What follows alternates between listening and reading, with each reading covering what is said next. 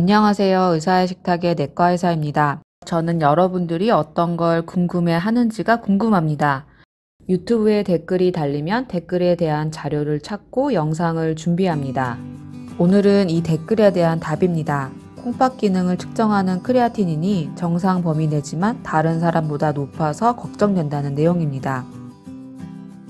소중한 우리의 콩팥 기능은 어떻게 측정할까요? 콩팥 기능을 사구체 여과율이라고 하는데요. 사구체 여과율은 그것을 측정하는 도구가 따로 있는 것이 아닙니다. 혈액 속의 크레아티닌으로 계산하는 추정치입니다. 이 사구체 여과율은 다음과 같은 공식의 나이와 크레아티닌을 넣어 계산하면 나오는 값입니다. 이 값이 적으면 콩팥 기능이 좋지 않다라고 합니다. 혈액검사에서 크레아티닌이 중요한 이유가 이 수치를 이용하여 콩팥 기능을 추정하기 때문이죠. 그런데 이 크레아티닌은 어디로부터 만들어진 것일까요? 크레아틴이란 용어는 살, 고기를 의미하는 그리스어에서 파생된 단어입니다. 우리 몸에서 생성되는 크레아티닌은 근육의 부산물로 일정한 속도로 만들어져 개인마다 그 양이 일정합니다. 에너지를 만들고 난 후 그 쓸모를 다한 크레아티닌은 혈중 노폐물 중의 하나로 콩팥을 이루는 사구체를 통과하여 소변으로 배설됩니다. 만약 콩팥 기능이 떨어져 있다면 이 크레아티닌이 배설되지 못하고 우리 몸에 쌓이게 됩니다. 그래서 혈액검사에서 높은 크레아티닌 수치는 콩팥 기능이 떨어졌다는 증거가 됩니다. 하지만 앞서 설명드린 대로 이 크레아티닌은 근육의 분해산물로 이를 이용하여 콩팥 기능을 측정하기 때문에 몇 가지 제한점이 발생합니다. 나이와 성별, 인종에 따라 정상 범위가 다릅니다.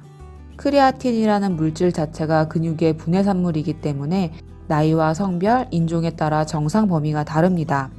나이가 들수록 근육의 양은 줄어들고 여성보다 남성의 근육량이 많죠. 따라서 앞서 소개해드린 콩팥기는 사구체 여과율을 계산할 때 나이와 성별, 인종을 고려합니다. 개인마다 가지고 있는 체격, 근육량에 따라 크레아티닌의 정상 범위가 다릅니다. 대표적으로 젊은 근육질의 남성의 경우에는 다른 표준인구보다 근육량이 많기 때문에 이 크레아티닌 수치가 높을 수 있습니다. 높은 크레아티닌 수치로 인해 콩팥 기능이 다소 떨어져 보이기도 하고요. 비슷한 이유로 임신을 했거나 체중에 따라 정확도는 떨어질 수 있습니다. 음식, 약물, 운동 등의 영향을 받기도 하고 검체 보관이나 검사 방법에 따라 정상 범위가 다릅니다. 혈액 속의 다른 성분에 영향을 받기도 하죠. 크레아티닌이 높다는 것은 어떤 의미일까요? 높은 크레아티닌은 콩팥 기능이 떨어졌음을 가장 먼저 의심하게 되지만 다른 원인으로 크레아티닌이 증가하기도 합니다. 앞서 소개해드린 대로 근육량이 많거나 근육 손상의 결과 일시적으로 증가하는 경우가 있습니다. 또한 콩팥 기능에는 문제가 없지만 세균의 감염, 세뇨관 괴사, 콩팥 돌이나 요관이 폐쇄될 때, 전립성 질환이 있을 때, 저혈압 상태가 지속되는 경우, 심장이 좋지 않은 경우에도 크레아티닌이 높아질 수 있습니다. 크레아틴이라는 수치는 개인의 근육량에 영향을 받고 다른 원인에 의해서도 일시적으로 높아질 수 있습니다.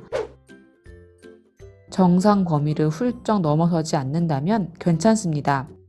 다만 정기적인 검사를 통해 크레아틴이 높아지지 않는지는 관찰할 필요가 있겠습니다. 또 다른 방법으로 혈액검사에서 시스타틴 C를 이용하면 보다 정확한 콩팥 기능을 확인할 수 있습니다. 나이, 성별, 근육량, 인종에 영향을 받는 크레아틴과는 달리 시스타틴 C는 이런 영향을 받지 않습니다. 타인과의 비교는 무의미합니다. 어제의 나의 콩팥 기능과 오늘의 나의 콩팥 기능을 비교하세요. 진료 현장에서도 콩팥이 좋지 않은 만성 콩팥병 환자분들은 콩팥 기능을 평가할 때 지난번 시행한 콩팥 기능과 비교를 가장 먼저 합니다. 다른 사람과의 비교는 하지 말고 어제의 나하고만 비교하기로 해요. 어제와 오늘의 나를 비교해 봅니다.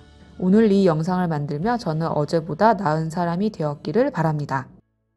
오늘 내용이 도움이 되셨다면 좋아요와 구독 버튼은 제게 큰 힘이 됩니다. 오늘도 건강한 하루 보내세요. 시청해주셔서 감사합니다.